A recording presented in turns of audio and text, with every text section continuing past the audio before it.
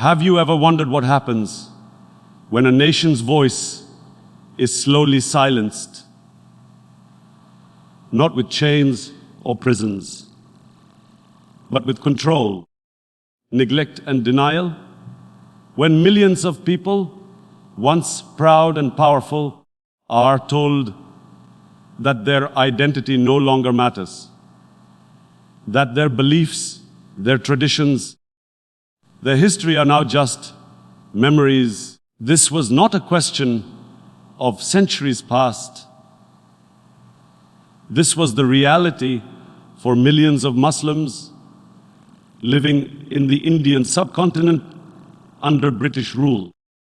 A civilization that once led in art, science, and justice was now reduced to subjects struggling to survive in their own homeland. When the British came to India, they didn't just rule with armies and policies. They ruled with influence. They reshaped the systems of power, education, and economics in ways that slowly excluded the Muslims from leadership. After the fall of the Mughal Empire, the Muslims, who had once been rulers, suddenly became a minority under foreign control. Their lands were seized, their schools and institutions dismantled, and their political voice erased from the corridors of authority. But what made it worse was not just the loss of power, it was the loss of respect. The British administration favored new classes of Indians who adapted to their system. Mostly Hindus who accepted English education early and gained administrative roles. The Muslims, still attached to traditional learning and wary of the British after 1857, found themselves left behind. That distrust, born out of centuries of rule and betrayal, created a divide that widened with every passing year.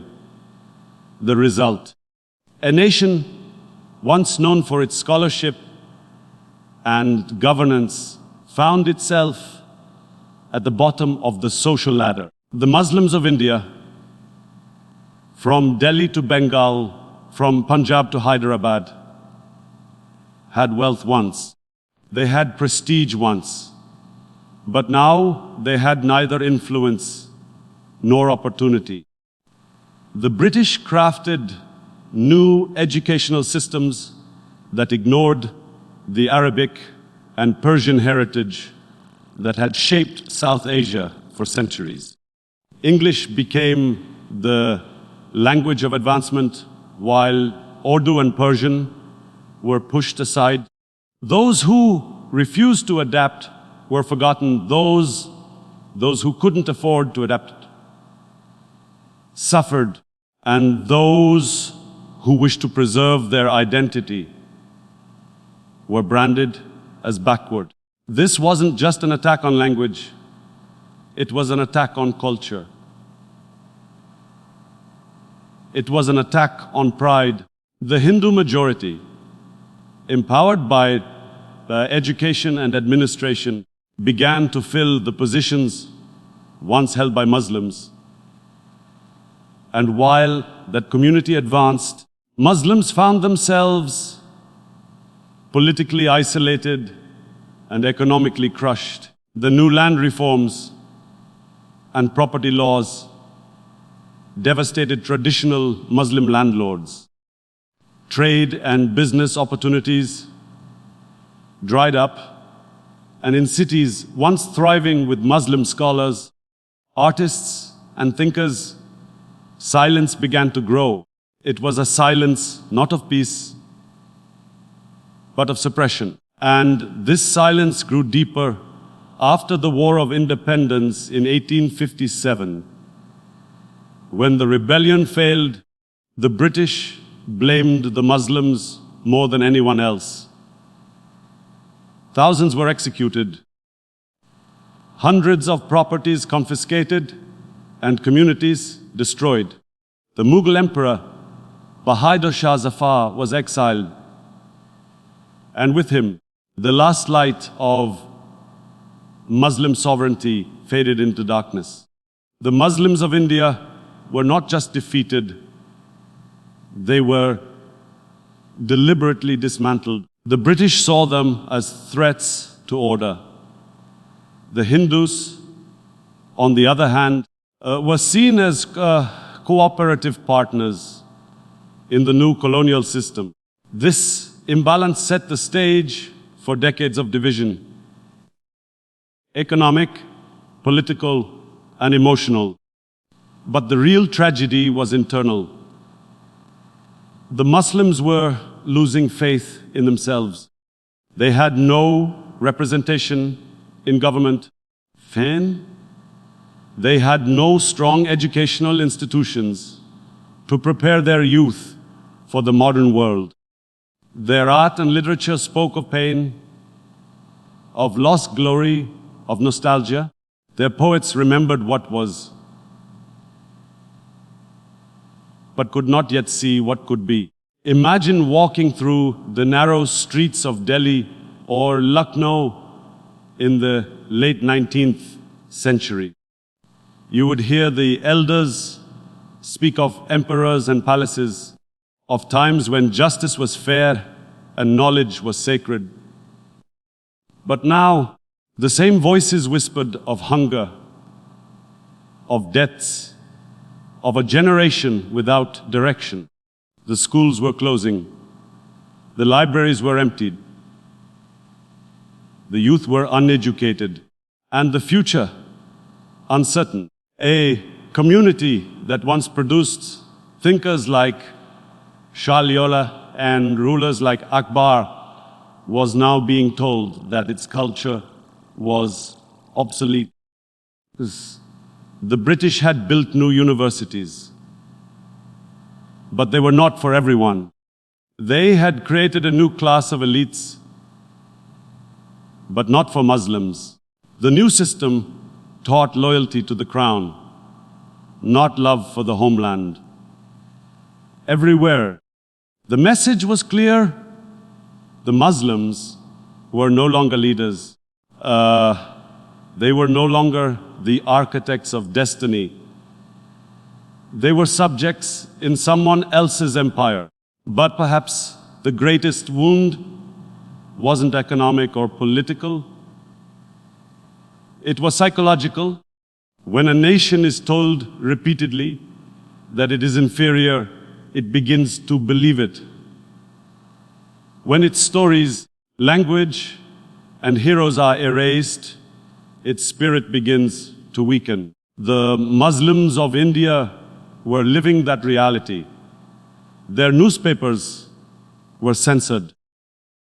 Their voices in politics were minimal. Their representation in education and employment was declining rapidly.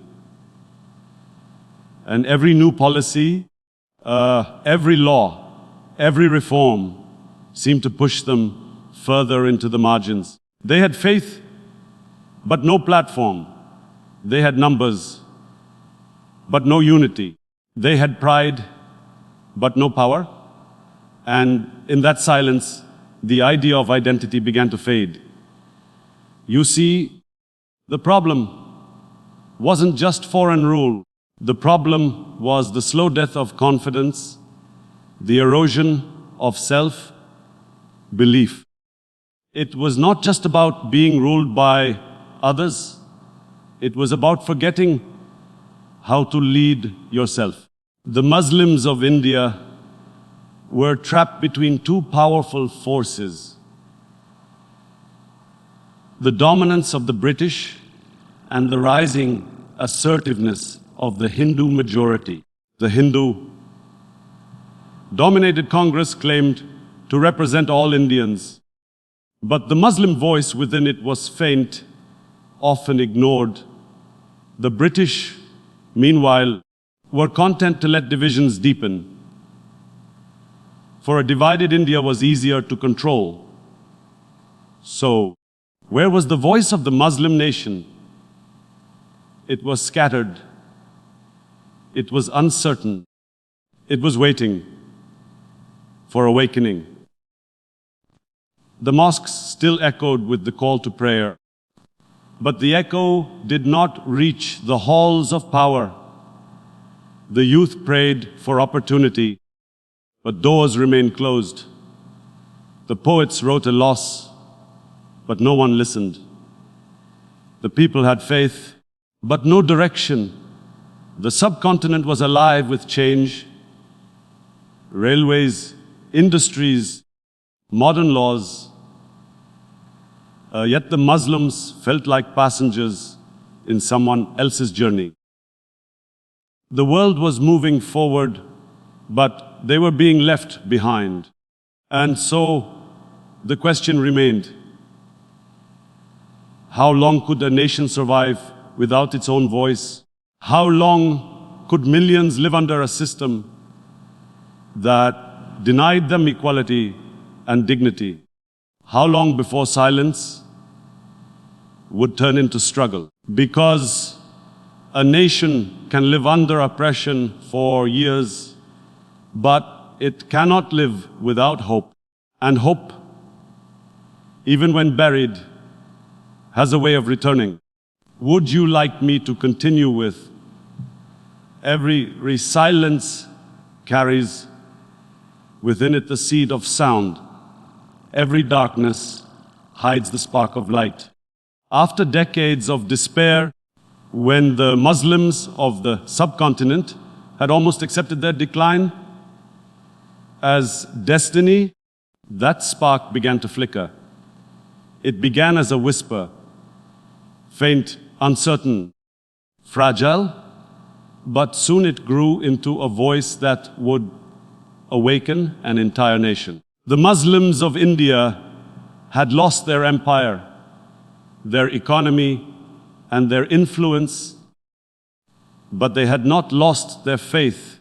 Deep inside their hearts lived an unbroken conviction, a belief that the Ummah could never truly die, that the message of Islam would always find its way through the rubble of history. Yet, faith alone was not enough. The world was changing. New powers, new technologies, new ideas, and if the Muslims did not rise to match it, they would be lost forever. And then, in this moment of silence and confusion, there appeared a man who would hold up the lantern of knowledge and guide a broken community toward self-realization. Sir Syed Ahmad Khan. He was not born a ruler. He was not a conqueror. He held no sword, but his weapon was sharper. It was education. He understood that the British rule could not be challenged with emotions or rebellion.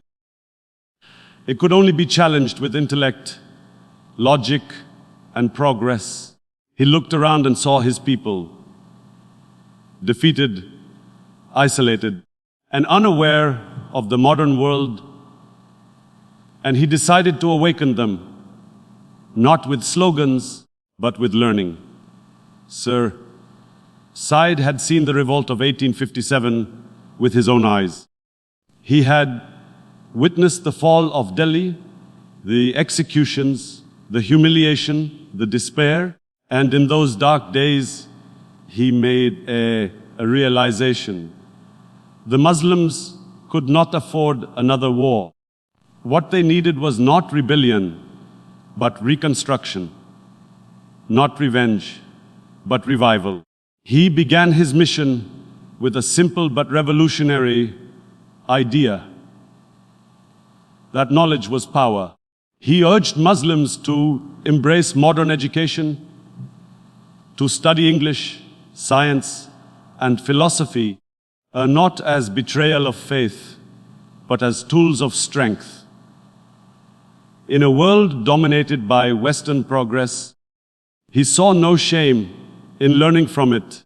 He built the Mohammedan Anglo-Oriental College in Aligarh in 1875, a place that would later become the heartbeat of a Muslim intellectual awakening. It was not just a college, it was a dream molded into stone and spirit. Here, Muslim students were taught not only modern sciences, but also the dignity of their identity.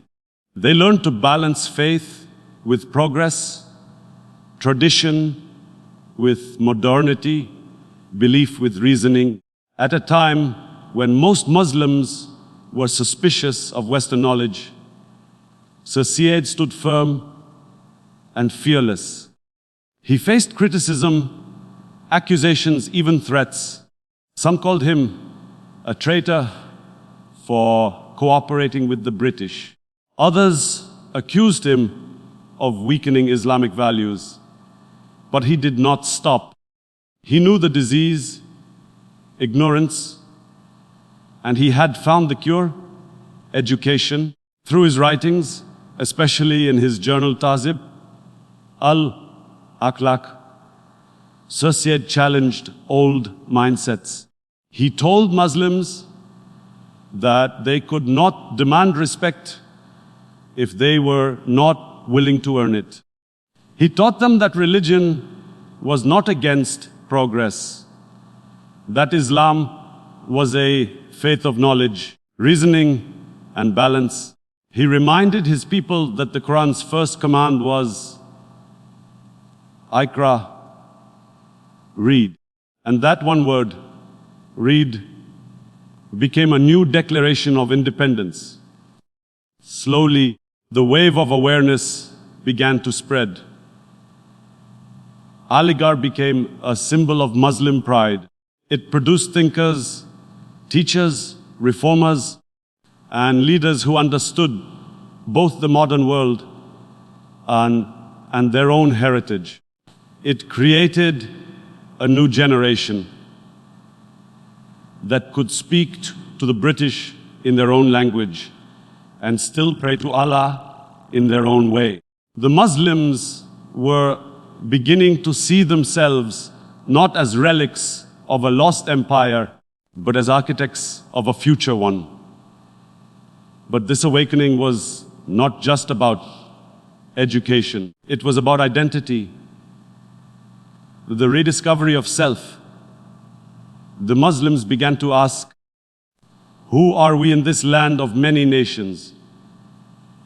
Are we merely a religious community, or are we a separate nation with our own civilization, our own laws, our own way of life? This question began to echo in every gathering, every classroom, every home. It was the question that would one day shape the destiny of South Asia. And as this consciousness grew, so a political awareness, Muslims realized that their underrepresentation was not an accident. It was a consequence of their disunity and silence. The British had divided communities along religious lines for convenience. But the Muslims were learning to use that very distinction to define themselves. It was during this period that new organizations began to rise. The All India Mohammedan Educational Conference, founded by Sir Syed in 1886, became a platform to discuss not just learning, but leadership. The Muslims started to organize, to plan, to voice their collective concerns. The very act of coming together was a revolution in itself. The press and publications also became instruments of change. Muslim scholars began to write newspapers and journals, sharing ideas about education, unity, and political rights. The ink of these writers became the bloodline of awareness, carrying messages across cities and provinces. This intellectual movement gradually gave the Muslims something they had lost long ago: confidence. They began to believe again that they were not just part of India. They were a distinct nation with a heritage rooted in centuries of Islamic governance, art, and culture. And when faith meets knowledge, the impossible begins to look possible. The Aligarh movement inspired similar efforts across the subcontinent. In Bengal, Punjab, and Hyderabad, Muslims began to establish schools and associations. The seeds of solidarity were spreading. The Muslims, once scattered and afraid, were finding common ground: education, reform, and unity. This intellectual rebirth was not about returning to the past. It was about preparing for the future. The Muslims were beginning to understand that they could not simply rely on memories of Mughal glory. They had to build a new identity suited for a new age. Sir Syed Ahmad Khan's words to his students captured this spirit perfectly.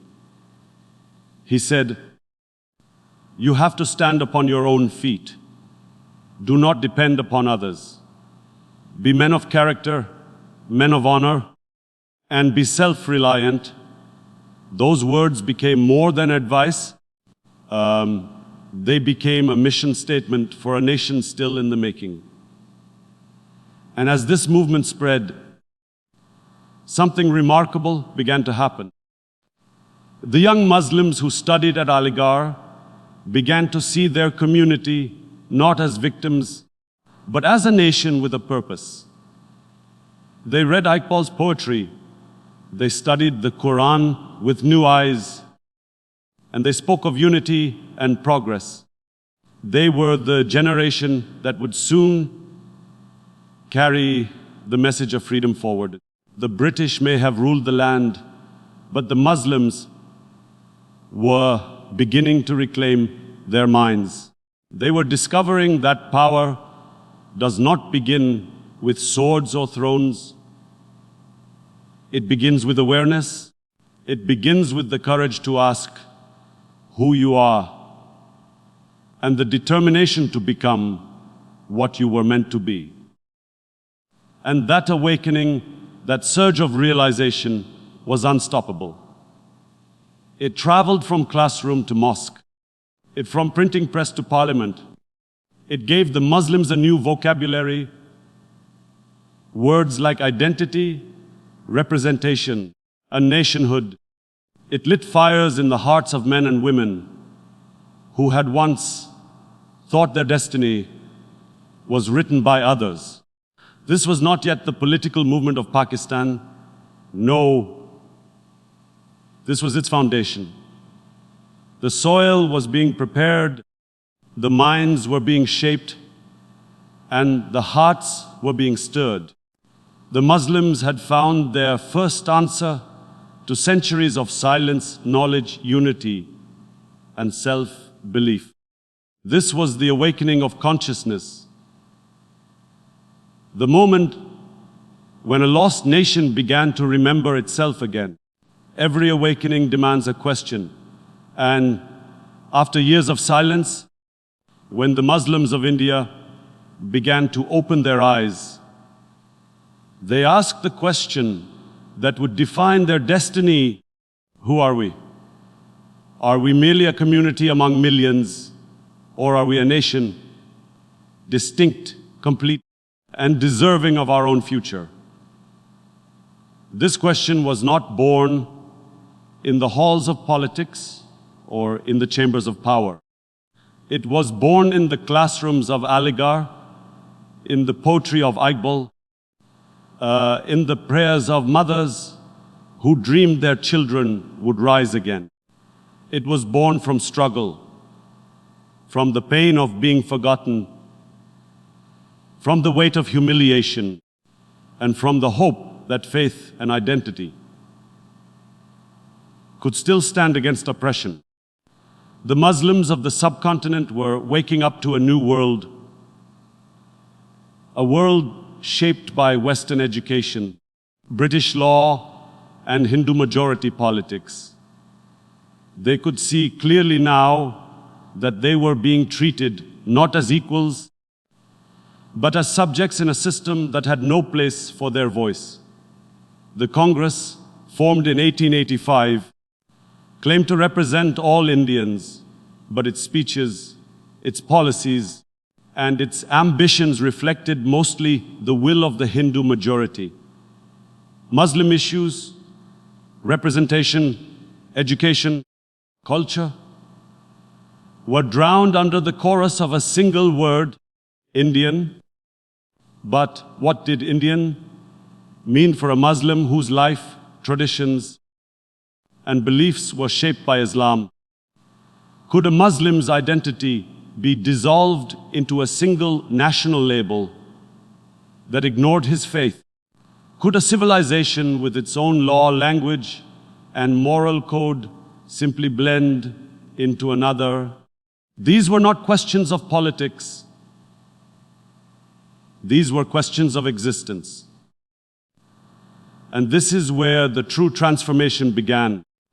The Muslims started to see that they were not just a religious group within India.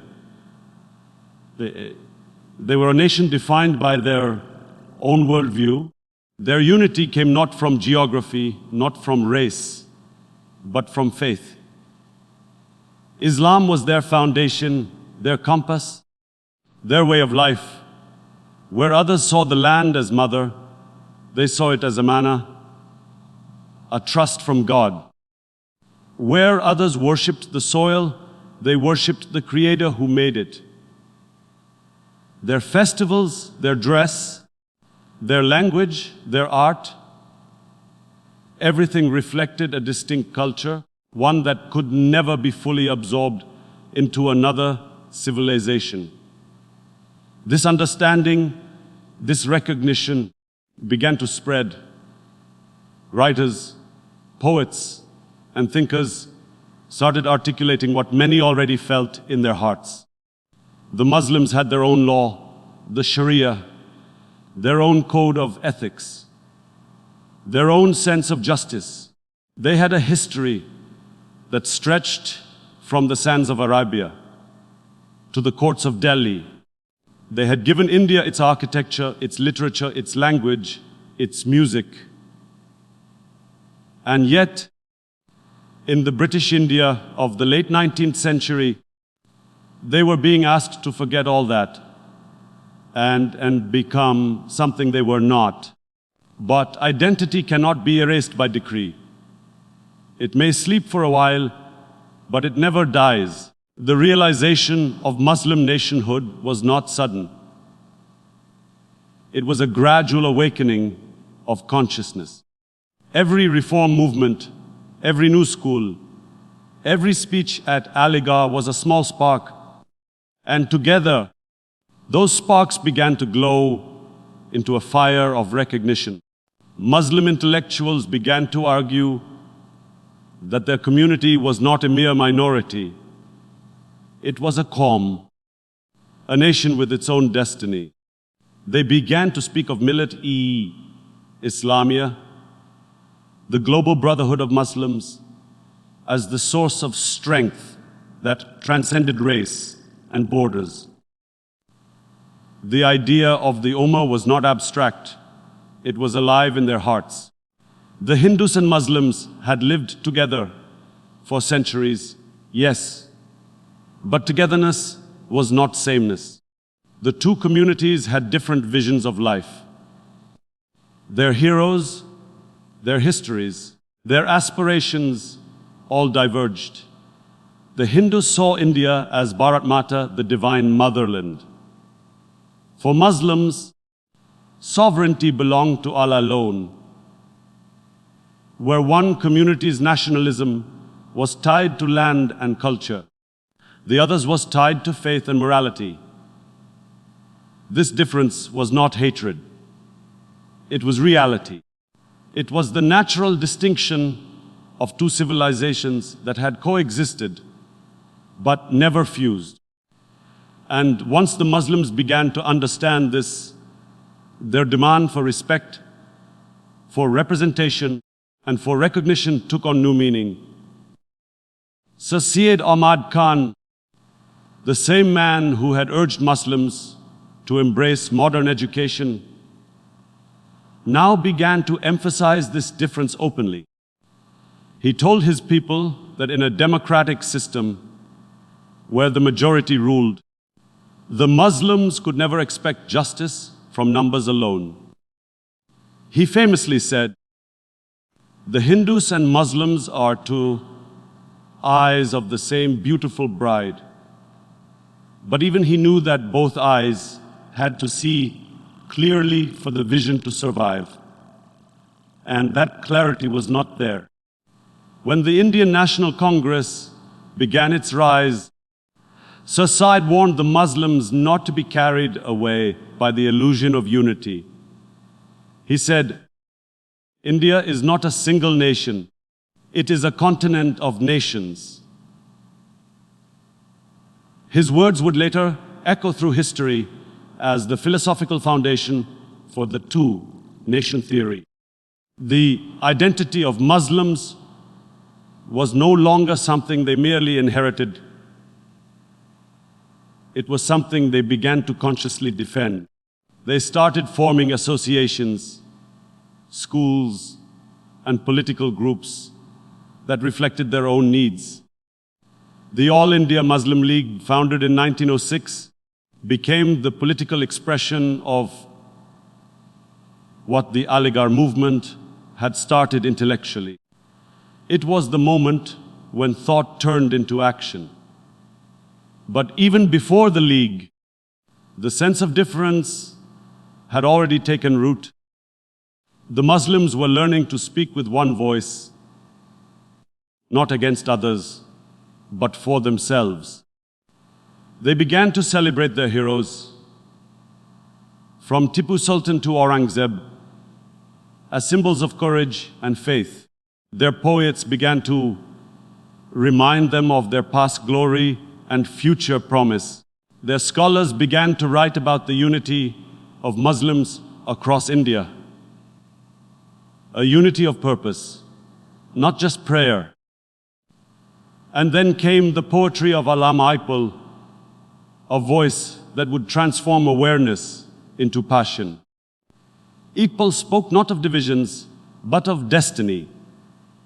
He told Muslims to look within themselves, to rediscover their spiritual identity. His verses called them Shaheen, eagles, destined to soar above worldly boundaries. He reminded them that they were not born to serve others' thrones, but to build their own. Iqbal's message was clear: a nation without self-respect cannot survive. He said, "Apni dunya aap paida karega zinda hai tu." Create your own world if you truly live. This was the call of identity, not borrowed, not imposed, but rediscovered. While the Congress continued to speak of one India, one nation, the Muslims began to realize that unity without equality is submission. They saw how Hindu leaders demanded democratic representation by majority rule, a rule that would always outnumber Muslims. They saw how their festivals, their language, their history were being pushed aside in favor of a singular Indian identity. Urdu, once the lingua franca of culture, was being replaced by Hindi. Even language was becoming a battlefield of belonging. And in those moments of conflict, identity sharpened like a blade. The Muslims began to say, "We are not against unity, But unity must respect difference. We are not against India, but India must accept that we are a separate nation within it. From Bengal to Punjab, from Delhi to Lucknow, the realization grew. Islam was not just a religion, it was a way of life that shaped politics, society, and art. The Muslims could not separate their faith from their identity, because it was their identity. And once that truth settled into their hearts, there was no turning back. The young generation, educated and aware, carried this realization with them like a flame. It was not rebellion they sought, it was recognition. It was not isolation they wanted, it was equality. But equality was impossible without acknowledging difference. The Muslims had once been rulers. Now, they were learning to be a nation again. Their unity was not built on territory, but on faith. Their vision was not borrowed from Europe's nationalism, but rooted in their own belief that a nation lives not by blood or race, but by values and faith. This was the birth of consciousness, the formation of identity. It was when a scattered people began to see themselves as one ummah, one purpose, one voice, standing not merely in the shadow of their past, but on the threshold of a new dawn. Every movement, every awakening, no matter how powerful, needs a voice. A leader who can turn emotion into direction, thought into action, and belief into destiny. The Muslims of India had found their identity, they had rediscovered their pride, but they still lacked one thing: unity under a leader who could carry their hopes to victory. History was waiting for that one figure who would not only speak for a nation, but embody its struggle, its pain, and its purpose. And in that defining moment of history, a man stepped forward whose name would forever be written in golden letters: Muhammad Ali Jinnah. He was not born into the chaos of rebellion. He was not raised among slogans and protests. He was calm, disciplined, precise. A man of reason, not rage. In a time when emotions often clouded judgment, Jinnah's strength was his clarity. His mind was sharper than any sword, his principles stronger than any army. He believed that freedom could not be shouted into existence. It had to be earned with dignity, logic, and unwavering determination. Before he became the Quaid-e-Azam, Jinnah was already a brilliant lawyer in Bombay. He stood in the courts with a quiet confidence, armed with facts, law, and eloquence that made even the British judges listen. He was admired for his intellect, respected for his honesty, and known for his discipline. But what few realized was that beneath this calm exterior, there was a storm, a passion for justice, for fairness, and for the rights of his people. In his early political career, Jinnah joined the Indian National Congress. He believed in unity, in cooperation, in the dream that Hindus and Muslims could stand together against British imperialism. He was a firm believer in constitutional methods and peaceful struggle. To him, independence could not be built on hatred. It had to be built on mutual respect. He often said, "We must have our freedom, but we must have it with honor." For years, Jinnah was called the ambassador of Hindu-Muslim unity. He worked tirelessly to bridge the growing divide between the two communities. He spoke at meetings. He negotiated tirelessly, and he defended the idea that all Indians, regardless of religion, deserved equal rights under one flag. His belief in dialogue was unshakable.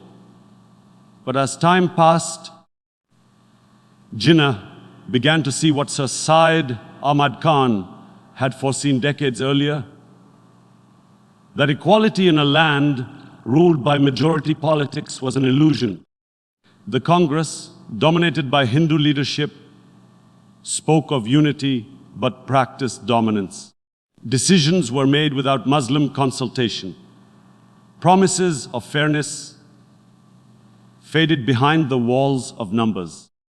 And Jinnah, the constitutionalist, began to realize that words like democracy and national unity meant one thing for the majority and another for the Muslims. The breaking point came slowly but clearly. The Lucknow Pact of 1916 was one of Jinnah's greatest efforts to bring both communities together. It established separate electorates, giving Muslims the right to elect their own representatives.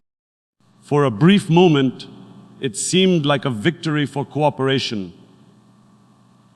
a balance between unity and distinction. But that balance was short-lived. After the death of leaders like Gokhale and Tilak, the Congress began to change its tune. The rise of Hindu revivalist movements, such as the Shudi and Sangathan campaigns, sought to reclaim India as a purely Hindu civilization. The language of politics began to turn into the language of religion. The Muslims were no longer seen as partners in freedom, but as outsiders. And Jinnah, who had once believed in shared destiny, saw the truth unfolding before him. The Hindu majority leadership was not willing to recognize Muslims as a separate political entity. Their idea of freedom was independence for one nation, not for two. Jinnah withdrew from the Congress, disappointed but not defeated. His silence during those years was not surrender. It was reflection. He left India for London, disillusioned by politics, but his departure was only temporary, because when destiny calls a leader, there is no escape.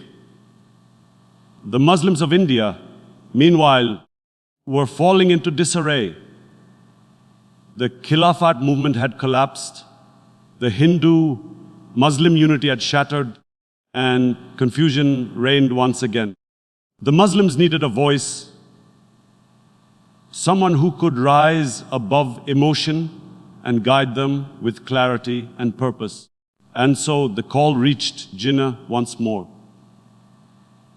When he returned to India in the early 1930s, he was not the same man who had left. The world had changed, and so had he. The fire that once burned quietly within him was now a blazing resolve. He had seen through the illusions of unity. He knew now that the Muslims could not survive as a powerless minority under a Hindu-dominated system. He understood that their faith, culture, and politics demanded a homeland of their own. And thus began a new chapter, the rise of Muhammad Ali Jinnah as the leader of the Muslim nation. When he took the stage at Muslim League sessions, the crowd saw a man who spoke few words, but carried mountains of meaning. He was not a man of passion, he was a man of principle. His speeches were not fiery, but they were fearless. He spoke with conviction that cut through doubt like light through fog. Under his leadership, the Muslim League transformed from a quiet organization into a mass movement.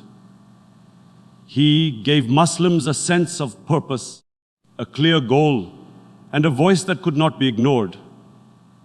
He traveled across India, from Karachi to Calcutta, from Lahore to Lucknow, reminding Muslims that they were not weak, that their history was not over, that their future was still theirs to shape.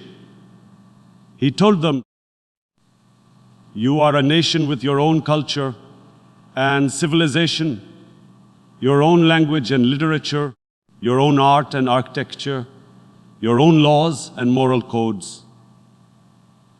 Every word echoed with truth. Every phrase rekindled pride. The British called him stubborn. His opponents called him arrogant. But his people called him Quaid-e-Azam, the great leader, because they knew that behind his calm face was an unbreakable will. He refused to bow. He refused to compromise on principle, and he refused to let the Muslims be reduced to a powerless minority.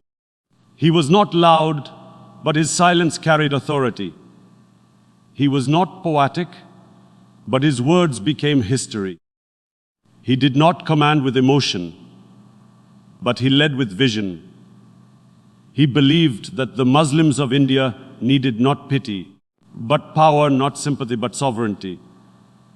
By the late 1930s, Jinnah's leadership had become the guiding star of Muslim politics. The 1937 provincial elections showed clearly what he had long feared. The Congress rule in Hindu majority provinces was oppressive to Muslims. It tried to impose cultural and political dominance under the name of nationalism. The Muslims were insulted, their rights ignored, their voices dismissed. And when Jinnah saw this reality, he turned to his people and asked the question that changed history. Do you wish to live as slaves in your own land, or do you wish to live as free men under your own flag? The response was thunderous. From every corner of India, the answer came, freedom. And thus, Jinnah began to transform that cry into a movement, disciplined, organized, and unstoppable. He united rich and poor men and women, young and old, under one vision: the creation of a homeland where Muslims could live by their faith, free from fear, free from domination. He was not just a politician, he was a symbol of resilience. At every step, he faced opposition from the British, hostility from the Congress, and skepticism even from within his own ranks. But he stood alone, dignified and unwavering, his faith in his cause stronger than any obstacle. When others gave up, he moved forward. When others doubted, he believed. When the world said it was impossible, he said, "We shall see." And in that resolve, in that unbending determination, a nation began to see itself through his eyes, not as victims of history, but as creators of destiny. From lawyer to leader, from ambassador of unity to father of a nation, Muhammad Ali Jinnah had become the voice the Muslims were waiting for. The voice that would soon echo across continents, carrying with it the message of freedom, dignity, and faith. Every great movement begins with a dream. Not the kind of dream that fades with sleep, but the kind that wakes nations. The kind that turns silence into song, despair into direction. For the Muslims of India, that dream came through the pen and the voice of one man whose words could pierce the soul, whose thoughts could lift a nation from darkness. Allama Muhammad Ali Iqbal. He was not a politician. He was not a general. He was a thinker, a poet, a philosopher. And yet, his impact on the political destiny of millions would be greater than that of any ruler. Iqbal's message was not born in offices or assemblies. It came from the deepest wells of spiritual truth, from his understanding of what makes a nation truly alive.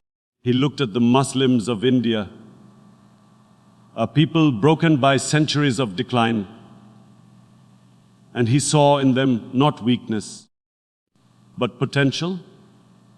He saw an ummah that had forgotten its power, and he sought to remind them of who they truly were. Iqbal's journey began long before he spoke of Pakistan. As a young man, he absorbed the knowledge of both East and West. He studied philosophy in Europe, where he saw the modern world, its progress, its freedom, its science. But he also saw its emptiness.